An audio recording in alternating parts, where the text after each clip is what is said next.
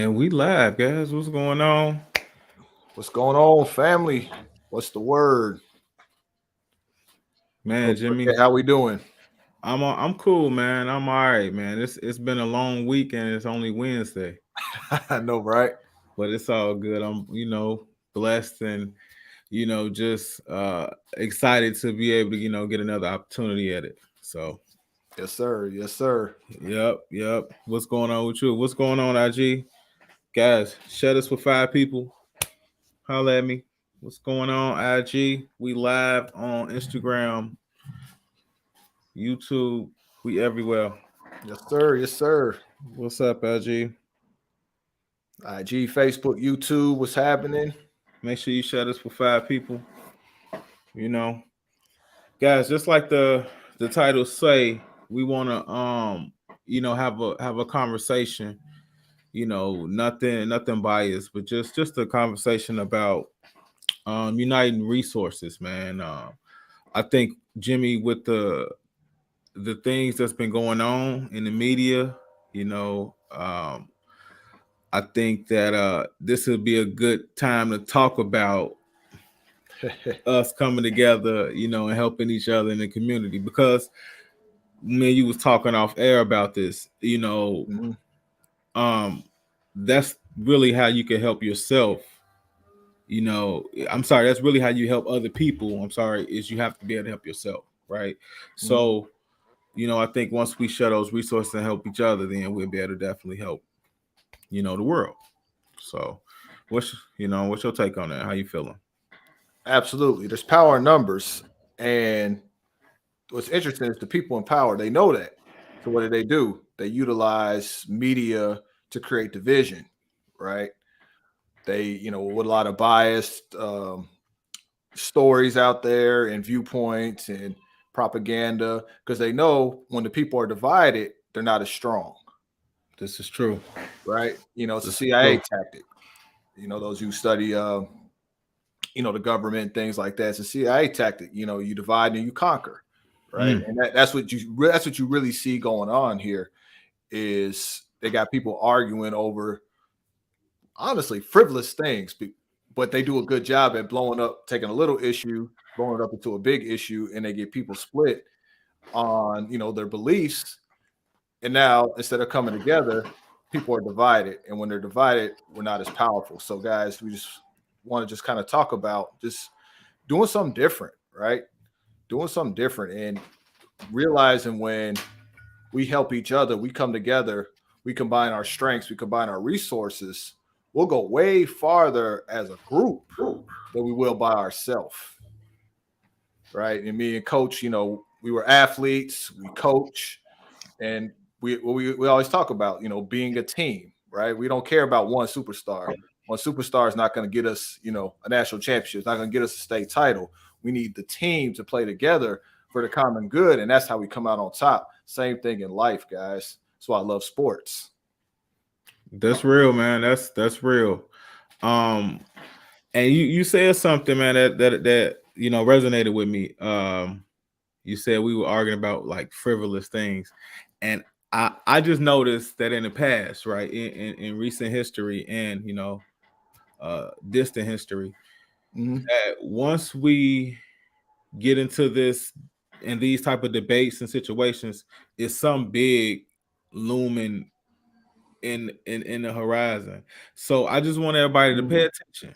Just pay attention, guys, and stay focused on your goals and the things that you want to accomplish. Don't let this throw you off track. I'm guilty of being online, spending hours. You know what I'm saying? Hours, just wrapped up in it.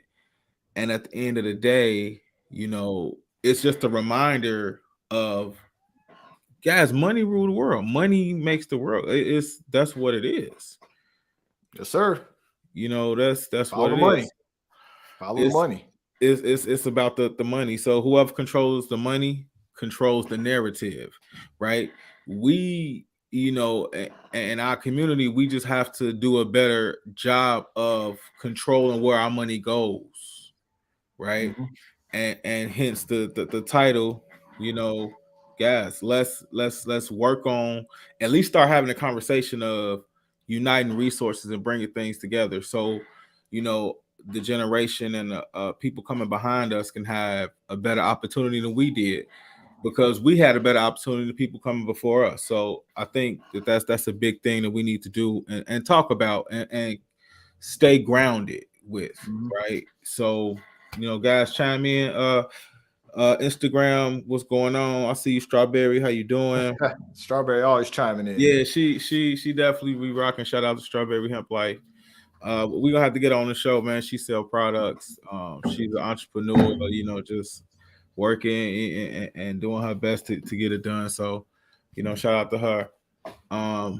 Big Bros. I can't see who that is on Facebook, but what's going on, man? You know, you already know how we doing it. Yes, So sir. yeah, we just guys, we just want to, you know, keep everybody again just focused on, you know, what's important, because the Mhm. underlying issue is power, Yeah. right? It's who controls the narrative. They control the power. You know what I'm Yes, sir. saying? And we unfortunately we miss that a lot of the times, and we just need to do a better job of recognizing. You know what I'm saying? Yeah, absolutely. Absolutely. And you said something, man, like you talked about, like when there's a lot of frivolous arguments, it's because there's something booming it behind the scenes, right? And that's important because it's so true. It's distraction.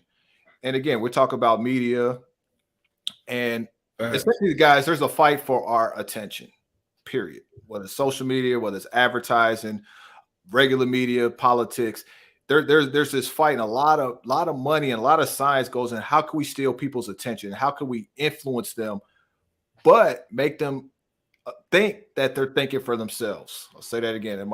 I got a little tongue tied there, but their Yeah, goal is to influence you, right? To kind of get you to persuade you with what they want, but make it seem like you're thinking for yourself.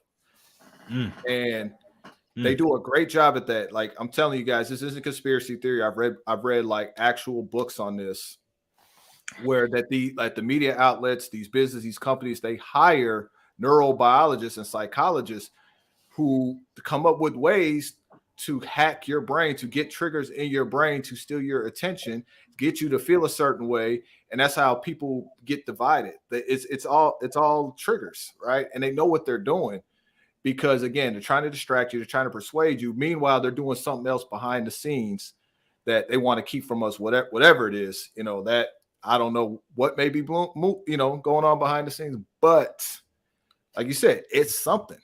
It's Right, something. And when they want to, do their thing or whatever they're doing, whatever they're buying up behind the scenes or trying to infiltrate another, whatever that's going on, just know this: they dropped, frivolous things to keep people distracted, and they do a great job at doing it, because they hire scientists to come up with ways to create those triggers that you can't help it. Think about this, right? You're on the expressway. You're on the expressway, right? You're driving. Traffic stopped. You're mad, right? You're trying to get home, trying to watch the game. Traffic is stopped. Stop and go traffic delays you 45 minutes. The next thing you know, like now the cars start zooming by. You're like, you look around, there's no construction. You're like, what the hell? Why was there traffic? Why was the traffic not moving? And then you look over, you see on the other side of the express, not even on your side, you were driving, a car accident. How the hell did a car accident on the other side impact your lane where you were driving? right. Bottleneck. People stopping to look. Yeah, Why? Because our brain is wired. Our yeah, brain is wired to look. That's why people say you can't, why do I look at a car accident? It's just you're wired to do so. It's the same sort of concept. They know what triggers your brain to pay attention and right. react and throw you off your course. So That's guys, real. that's why you always have to take a step back and look at the facts. Like look at the bigger picture here. And let's find some common grounds. And here's the thing, guys, it's okay to like disagree on issues. It's okay to not see eye to eye. That still doesn't mean you can't come together and work for a common good. It's actually better for growth when you do have healthy debates, right? Because now you get two perspectives, right? You take good from this one, take some good from this one, throw away the bad, move forward. But see, too bad they did a good job of making people want to feel like they're right all the time, as opposed to doing what's better. Yeah, and I'm not saying, you know, I don't want to get it misconstrued that we saying like, you know, ignore it, like you don't Right. have to, you know, have an opinion or participate in the conversation. Just recognize that that's happening. I think that that's a big thing. Recognition. Thank you. You know what I'm saying. Recognize it. Thank you. Recognizing. I'm trying to say another word, but maybe I'm making a word up. I don't know. Whatever. It's our platform. Go ahead, make that word up. I mean, shit, you know. But yeah, man. So just recognizing it and being able to identify that and be like, all right, I need to, you know, consume this amount and understand and take this from it. And what I want to talk more about is solutions. Oh yeah, Right? absolutely. So all right, we got our brother Kyrie in this situation, right? You know, with the owners and the, you know, powers to be. So how do we make this better going forward? How do we make it so the next time a situation similar to this happen, we're not, you know, with our hands tied and our pants down? You know, so I like to start the conversation of, I think we should, you know, it's just business, like do a better job of mimicking these platforms and also focusing our dollars towards those platforms, right? Mm-hmm. Because, you know, I don't know much about it, but I just kind of glimpsed over it that Twitter is like charging or something like that. Yeah, Twitter. So Elon Musk, if you want to be verified, I believe it's $8 a month if you want the blue check. Again, Right. Okay. I don't pay too much attention. I'm not verified, so don't impact me. Okay. But I think so. And you know, like they're talking about the free speech and all that, unless you impersonate Elon Musk, and he's already banned 2 people off for impersonating him permanently. You know, Elon likes to play games, right? You know this from crypto. Got you. Okay. Okay. So that's the beginning of it, right? It's safe to say that's the start of it. You know what I'm saying? Because they, you know, that free platform isn't free for everybody, right? Now, so I mean, we just need to do a better job of supporting each other, man, and that could be from sharing resources to doing business with each other, and or just sharing information, guys. Information, like information is big. Hold on, we got a comment. Strawberry Him Life says, "Agree, it's old movies as such. Stay woke, y'all. Definitely stay woke. Pay attention. Pay attention. You know." Shout out to everybody checking in on Instagram, guys. We're just having a conversation. You know, feel free to chime in. Let me make sure I do a bad job checking the comments. So, all right, but yeah, man. So, like I said, man, this is one of those things, in my opinion, that's like, what do we do to fix it? What do we do to prevent this from happening again? And honestly, you know, at this point, really tired of having the conversation. Mm-hmm. You know what I'm saying? It should be like, all right, this is going on now. All right, here, this how we gonna do that. This how we gonna handle this. You know, we gonna all go and play for this league, this team. You know what I'm saying? I mean, it's funny you say that, because I was thinking, you know, when you talked about Kyrie again, I'm with you. I don't even know what fully happened, honestly, because I don't really give a fuck. But yeah, you know, I see the headlines and stuff like that, and that's okay, Jimmy. It's okay to not give a fuck. Like, you know, I really don't. You know, like you know, it's just one of those things for me. It's just a reminder of the power of ownership. I remember Chris Rock made a joke, and this was, you know, 20 years ago. and he was talking about the difference between being rich and being wealthy. And he was like, Okay. Shaq is rich. He's like, the motherfucker who signs Shaq's check is wealthy. Yeah. And Yeah. that's the person in power. So like again with Kyrie, like yeah, he's rich, NBA contract, Nike contract, but just like that, the ones who own the team, the one who owned the league, the one who owns Nike said, nope, nah, bro.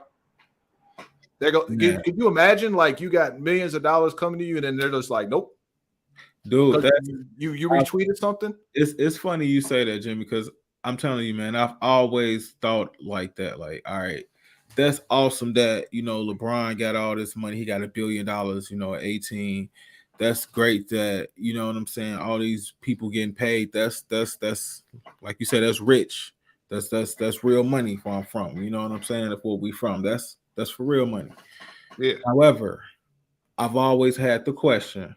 Always like, okay, help me understand if somebody can pay LeBron $1 billion, how much are they making? You know what I'm saying? Right. It comes to your worth, your value at this point. It's like, damn, like, it kind of it should make us slow down and think like, all right, hold on, slow down. Let me think about this from a owner's perspective, right? From somebody, from up top who's like, okay, because if I can pay out $1 billion before you even play, right? And is that right? He had $1 billion, right? Or no, I'm sorry, not $1 billion. He had 100 million. Something like that. Yeah. Coming out of high school, I think it was 90 million Yeah, Nike I'm contract. sorry, I want to say well, it's, I don't know, money just the big inflation. numbers. We put it Right. that way. Big numbers. Close to let's call it 100 million. I'm sorry, he had 100 million. That's what they make in the billion. If they could pay you 100 million, and I'm sure they made billions off of him, off that 100 million. So, guys, we and I get it on the flip side too, because shit, at that age, what you got? Bills, pressure. Right. You know what I'm saying? You don't really know how business works. You just know if I sign my name, you know what I'm saying? If I do this and continue to play ball, what I've been doing, I could change my family future. Mm-hmm. And you take the 100 million, but not realizing that, if you just sit back, take it in, and get some guidance. And that's why I'm saying we need to bring resources together, get you a team of people together, and now you can analyze this from another perspective and get some ownership, right? Get some percentages. You see what I'm saying? Versus a flat rate. Mm-hmm. I hope that makes sense. Absolutely. Absolutely. Because when you have ownership, now you have power. Right. Right. Now you have power. You can be you're a decision maker now. But when you don't have ownership, it don't matter what your salary is. The person in charge calling the shots could be like, "Bye, Felicia." Like, right. We didn't like that post you made. Apologize now. And then too, we ain't paying you. And another point too, that you made me think about saying ownership, and you even got to have the right type of ownership, right? Because I think even from the Kanye situation, we can learn something too. Yeah, because he owned Yeezy, right? But they own the design. So even when you're doing that, the ownership, now you got to kind of be more in depth about exactly, like, I own 100% everything, design, trademarks, all that. You know what I'm saying? And if something happened, because now they're gonna sell the rest of the Yeezys. They said they're gonna finish selling the rest of the stock. It's like, all right, duh, right? Right. But for them not to for him to be anti-Semitic, but you still gonna sell his shoe, right? You see what I'm saying? Like, I don't know, like it makes you think, like, all right, how does that work exactly? But now, just imagine this scenario. He gets canceled from Adidas, and Jordan's like, "Don't worry, Kanye, I got you. Come to Jordan Brand." Right. You Right. know what I'm saying? Like saying helping each other. Don't Yeah. worry. But you know the truth is I don't think Jordan even No, that ain't gonna happen. yeah, I'm Jordan freaking perfect world scenario. But could you imagine like the yeah, precedent that was right. sent? Right. You know, Had Michael Jordan Jordan came right. out like, "Hey, I got you, bro." Exactly. Had Jordan came with the Ball brothers mentality on the Jordan brand, right? Now you gotta, you got Nike, Adidas, Jordan brand, but Jordan brand is the face is actually who behind the scenes too, who running the show. So man, it can get it's just a beautiful thing. I get excited thinking about it. So that's why I like talking about it. That's why we want to bring awareness and get people to, man, let's do it. Let's make it work. Tell you, Help man, each group other. economics is powerful. It So is. I just give an example. I live in Naperville, Illinois. And those you who are unfamiliar with Naperville, it's a pretty wealthy suburb of Chicago. I mean, there's a lot of money that flows through here. And a good part of the population are Indians and Asians. And they come over here, they live together, they start businesses together, they pool their resources together, and they're buying up like these commercial properties. And that, like, right down the street from my crib is a whole like plaza owned by this Chinese real estate dude, and it's got all these Chinese businesses in this lot. They just did the same thing. A bunch of Indians did the same thing on the other side of town. Got this whole little like all these Indian restaurants, Indian grocery store. Mhm. You know what I'm saying? And they work together. They come together. They work together. They pull their resources together, and then they own buildings. They own land. They own property. They're building wealth, and it's going to be generational.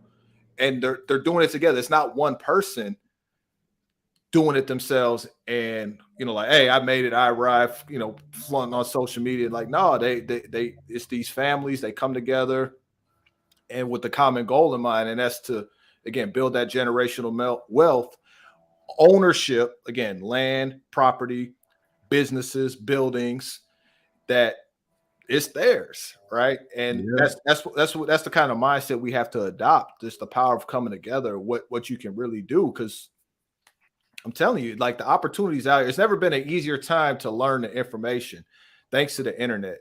We just tend to look at the wrong stuff. But that's real. a lot of people in the community that know real estate, that know investing now, that credit, all these things. Why don't we can you imagine if we start coming together and putting people on game, pulling our resource together, start buying back the block, helping each other get the credit up, saying get access to the funding, play the game that others are playing, Straight right? up. The information is out there for us to do it, but for whatever reason, it's just the unity isn't there yet. It's just not there yet.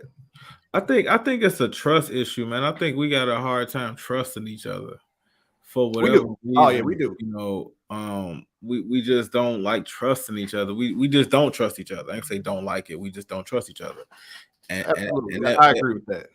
and that becomes a problem as well. But you make a great point, man. You go online and you see all these people doing these great things, and don't get me wrong. Shout out to everybody, doing their thing with the courses and the teaching and the learning. That's dope. It's a beautiful thing to see.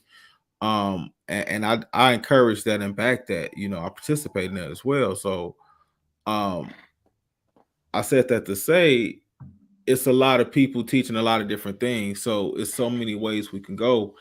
And I believe that we need to continue to do that, but at the same time, make sure we teaching younger people, right? Because we both coming from coaching backgrounds. If we can get these kids to learn the things we learn on the football field, learn the things they learn, with huddle, learn the things they learn, just in what they do, right? We teach them credit, right? We teach them how to, start a business, get a business bank account, leverage, your personal credit to get your business credit. Just to teach them those plays. So now when they 24, 25, 26, they've already had experience in it. They know and learned how to maneuver it and make it work for them. And guess what else? teach other people, right? Yep. So Put I them on think, game. yeah, for sure. So I think that's big too. And a lot of times we get so caught up as entrepreneurs in our own shit, because it's a lot. Don't get me wrong, like it's tough, man. You Oh know, yeah. shout out to all the entrepreneurs, man. All the entrepreneurs, guys, business owners, entrepreneurs, 9 to 5, just people, guys. Just if you feeling that, drop a 1 in the chat. Let us know you all good, because I get it. I get it. But yeah, we just have to remember to give back and look back and pull back sometimes. Yeah, absolutely. And got me thinking about, you talk about teaching the younger generation. Just reminds me of a little history lesson here. So the Black Panther Party, right? 1970s, a lot of the portrayal of them are like just a lot of mad black men with guns and leather jackets. But one thing that the Black Panther Party was really about was educating the people. And one of the dope things about the Chicago chapter was they were, and I didn't know this, but they were the first of any race. They were the first to create after school tutoring programs in math and science, started here in Chicago. They were the first to create free breakfast programs for underprivileged kids that couldn't afford to eat. They were the first to start free medical clinics. Fred Hampton, 21 years old, right here in Chicago. This is before the government started doing these things, guys. This is before anybody else. And that scared the higher ups. J. Edgar Hoover says it in FBI documents. They were not afraid of the Black Panther Party because of the guns. Guys, the government has guns. They have the National Guard. They were not scared of black men with rifles. So they want the gun. They were afraid that, okay, these people are pouring into their community. They're building up middle-class neighborhoods. They are educating the youth in science and in math. They are educating the adults on the laws. Like, they studied laws. That's why they were carrying the guns. So when you see them with the picture with the guns, that was not illegal at the time, guys. They changed the laws. Right. You know what I'm saying? Because the police were like, man, like, okay, I don't trust these dudes, stand in front of me with a rifle either. Like the playing field's level. And it wasn't illegal to do that back then. So what I'm saying is the education is what scared the higher ups. But that's the power when you come together, right? It scares people. It scares them because that's how strong it could be. And you could really move and do great things. And and it just starts with coming together, educating ourselves, and again, we can educate those underneath us, and that's how you set it up for the long term. For generations. Yeah, that's real, man. And it's I actually been thinking about that heavy too, because I haven't been coaching these past couple years. Been really heavy in my business, but I do still miss teaching and mentoring young adults, man, because it's just something about them at that age. They so vibrant, so lively, right? Fearless, you know what I'm saying, which is a good thing too. But I just want to do more of that. So I don't know, I just had an idea pop up, man. So stay tuned for that. But guys, appreciate y'all joining us. Say what's up to us, IG. What's going on? I ain't even got the hold on. We got my man Cougar Prey on Instagram. My man Vino. What's up, Vino? He said, how do you combat the influence of okay, I like this. How do you combat the influence of gangster rap though? So that's great. Yeah, that's great Vino. question. Ooh, my dog. We might have to get Vino on here straight up, because what, he'd be a dope guest. He would be a dope guest. Shout out to my dog Vino. Man. I'm gonna pin that comment. So the comment is, how do you combat the influence of gangster rap? Man, bro, where the fuck do I start? The funny thing is, my argument is, I think the damage has been done. I don't think you can. That's that's I think that seed has been planted already. that's real. Unfortunately, That's real. That's real. So it would really take the rap community to take that step back, like take a stand and be like, "Hey, no more of this gangster rap." You know what I'm saying? But is that gonna happen? Probably not, because that's yeah, what sells. right. Come from underprivileged areas. They want the bread, they want the money, they gonna do what gets paid. Shucking and jiving. Unfortunately, you sell your people out for $1. But great question. But I think it would have to take like those who are heavy in the game to take a stand and start to take the steps to change the type of music that's put out there. I think that'd be a first start. Okay. Okay. But again, I think the damage is done. Um, I would say because what attracts people to rap, it's the women, the thought of being rich, getting paid. If the youngsters could find, if there's a way to show them there's a way to make good money, get girls, live their best life outside of the street life, maybe we could start to see a shift in the narrative. But if that's all they grew up in, that's all they know, it gets implanted in them at a young age, and they're almost hypnotized to think that's the only way to get paid out here. You rap, you gangbang, or you play ball. Right. Let's think Man, about what we saw growing up, right? that's Our big so bros, how'd they make their money? Why did they have 4 or 5 cars?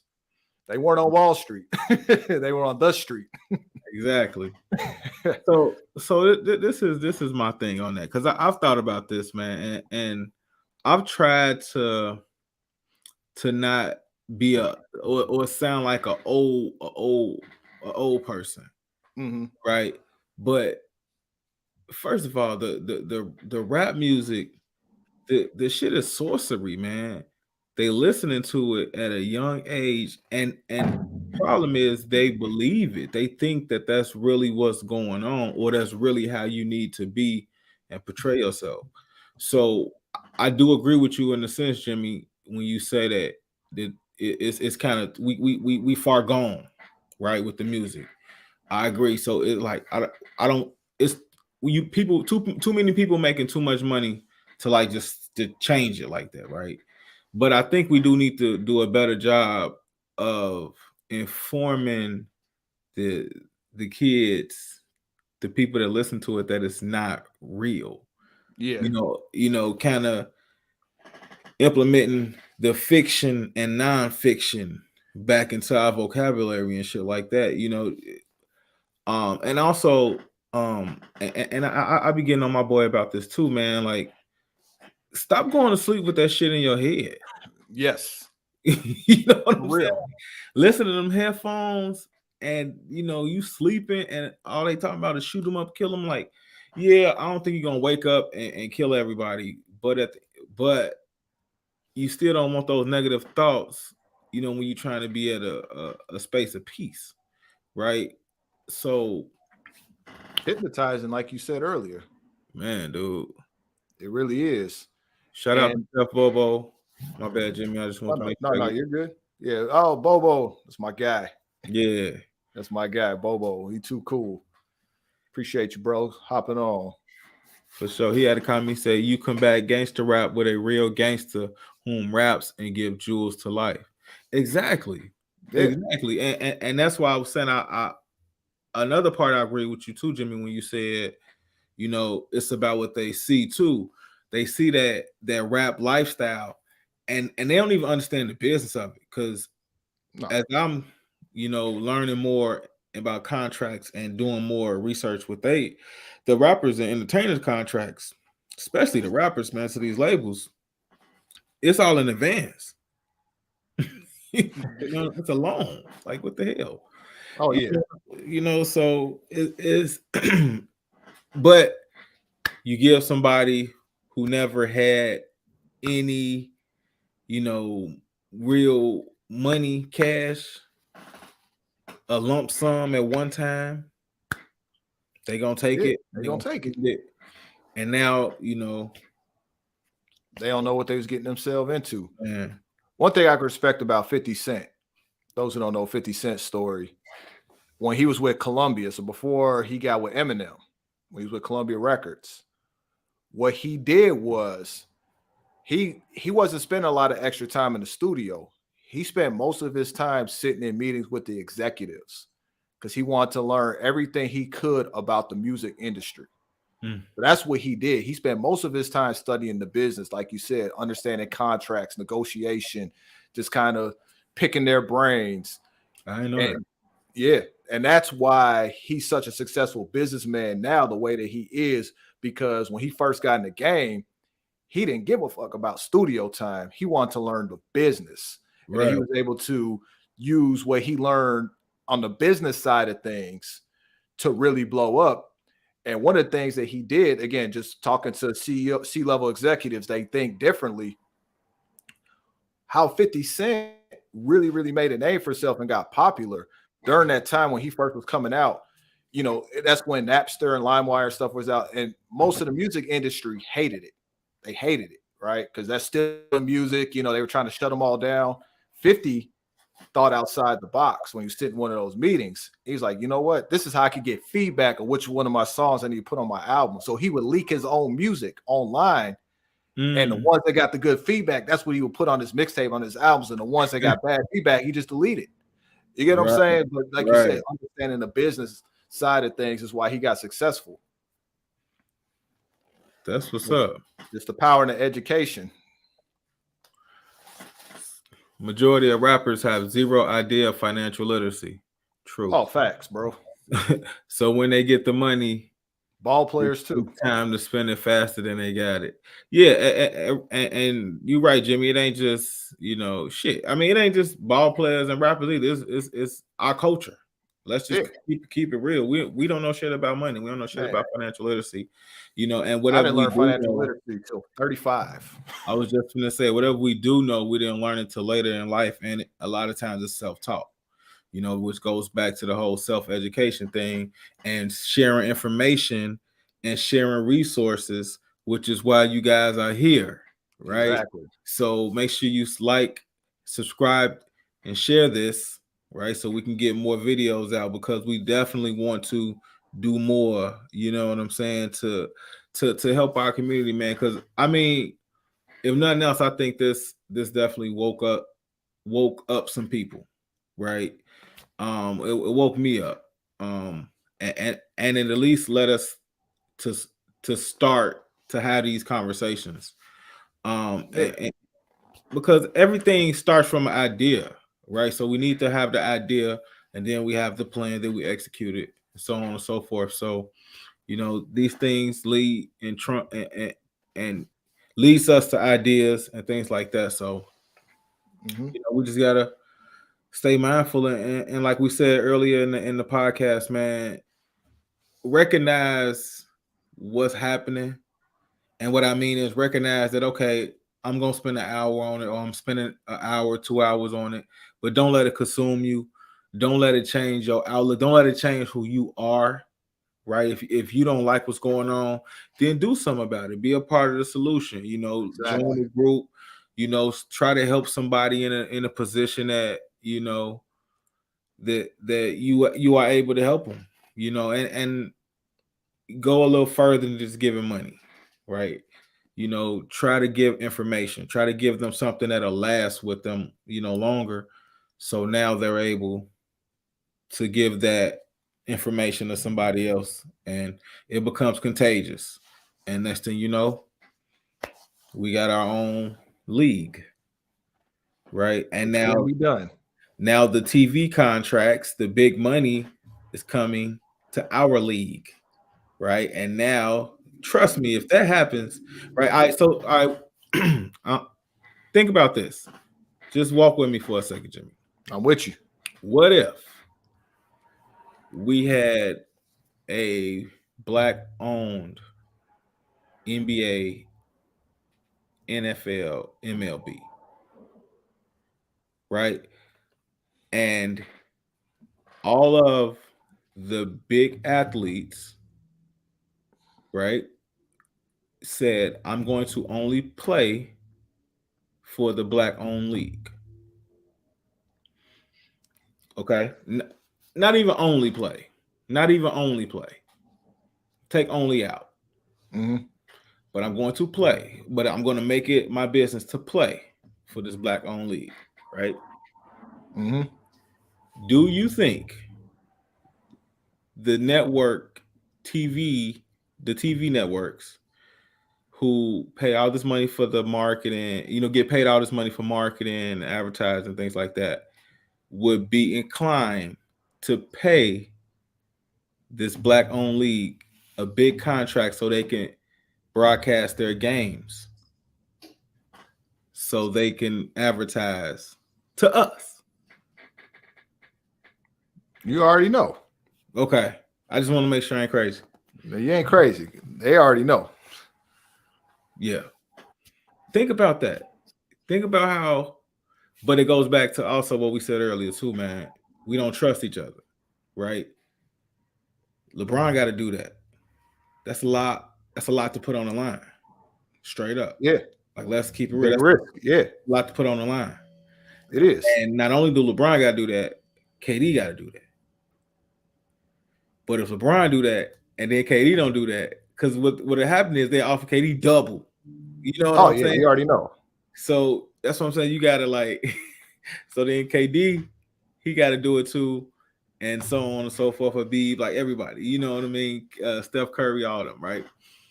So that's the roadblock. But I don't think that's gonna happen overnight. But again, No. uniting resources, bringing us together, helping people behind us, it's a great start, in my opinion. Guys, if y'all don't feel that way, let me know. Chime in. It's all good. If you feel that way, let me know too. It's all good. We talking about helping people, helping our community, so we can help everybody. Absolutely. Say no, not all too much. Like, right? Why would they let us realize we control the dollar? And that's part of the propaganda. They want us to think we don't have control. They want us to think we don't have the power. But this is my thing, though. We know we control the dollar. It's in the statistics. People say this shit all the time. Like, every year, the black dollar is being the spent black dollar is increasing more and more and more. Right? The issue is, the problem is, it's not staying in the community. So the people who are benefiting from us spending the money don't look like us. Facts. So they don't, and it's a thing too, man. This is something I had conversations with people close to me. And somebody brought this up. It was like, look, how many times do you see, another culture, another group in a soul food restaurant? You see everybody in Chinese, you see everybody, in American pizza, all that, right? But soul food, you only see like one group of people typically. So true story. That was a good, in my opinion. I'm like, damn, that's real. Facts. Community needs to accept responsibility as well. Definitely. Oh, yeah. Absolutely. Definitely, man. Can't keep blaming everybody else at this point. Yeah, it's on us. It's on us. You know what I'm saying? Just like back in the day with our ancestors, they had to make a decision. You know what I'm saying? We got to make one too. It's definitely on us. I agree with that, bro. Yeah, and I'll go back to the Black Panther Party. You're talking about racism, blatant racism back in those days. They didn't have the technology that we have right now. You're talking about, a group of people who probably didn't get to go to college, right? But what were they able to do, right? They were able to start a movement, right? That was educating people, that was opening businesses, again, getting kids tutoring, free food, free medical clinic. One thing I forgot to point out, sickle cell anemia is very, very high in the Black community. You know how they found that out? The Black Panther Party, because they were giving people who couldn't afford to go to the doctor free medical care. And when they did the blood test, they found that sickle cell anemia is very high in the Black population. Again, we're not talking about people that didn't, outside the community. We're not talking about the government that figured this out. We're talking about a group of people in the community that wanted to do something better. So yes, we have more than enough resources now with the internet, with the information, with the education, with Black celebrities, the athletes, where a movement could get started. It ain't even about division; it's just about empowerment, right? Just building up the communities. Why should somebody who's darker skinned not be able to go to, get a quality education based on their address? You get what I'm saying? Why shouldn't they get access to, quality medical care, right, because of their address? You get what I'm saying? We could pull these resources together and we like you said, empowerment, build the community, unite. That's what it's about. Straight up. And hold on, I'm gonna read this comment from Instagram. It's Black Peeps. I'm grateful that this app has brought attention to the masses about finances and more. I agree. Absolutely. I agree. I 100% agree. 100%. And, just touch on finances before I forget. Those of you who want to improve their financial literacy, I recommend this book, The Psychology of Money. Book recommendation? Yesterday. You say, I'm sorry, I was talking. Say it again, bro. The Psychology of Money. I said, go read it yesterday. Like, read it ASAP. The Psychology that changed my whole money. outlook on investing. It changed my whole outlook on money. I'm telling you, The Psychology of Money. It's a very simple read. It's the best book on financial literacy I've ever read. Say less, bro. I'm gonna definitely start it. I love it. Yeah. I love it. Everybody talks about Rich Dad, Poor Dad, which Rich Dad, Poor Dad, it's good, but I think it's a little overrated. Psychology of Money, though, read that one like now. Okay. For sure. Well, all right, guys, we over 45 minutes, so we definitely appreciate everybody tapping in with us. We don't want to, drag you out too long on your Wednesday night. But before, if you guys got any value out of this, any type of, value at all, please share this. If you haven't already, please subscribe to our YouTube pages. They're coming on the bottom of the screen. Jimmy is at Ingrain to Train. Coach is at Coach Burkett TV. Please subscribe to the channel. It definitely helps us grow and produce and push out more content. Absolutely. Also, feel free to email us, guys, and reach out, DM us some topics, because we doing this every Wednesday. So make sure you set the notification on, the bell on, so you know when we doing this and when we coming live, because you could listen to it too. You know what I'm saying? When you driving. That's why we on YouTube. Mm-hmm. So guys, man, Jimmy, you got something else you want to tell the people before we head out? Oh man, just always remember, teamwork makes the dream work. Let's put each other on and come together and build something great. Actual factuals. All right, everybody. You guys have a great Wednesday, and we will see you on the internet. Peace. Have a good one.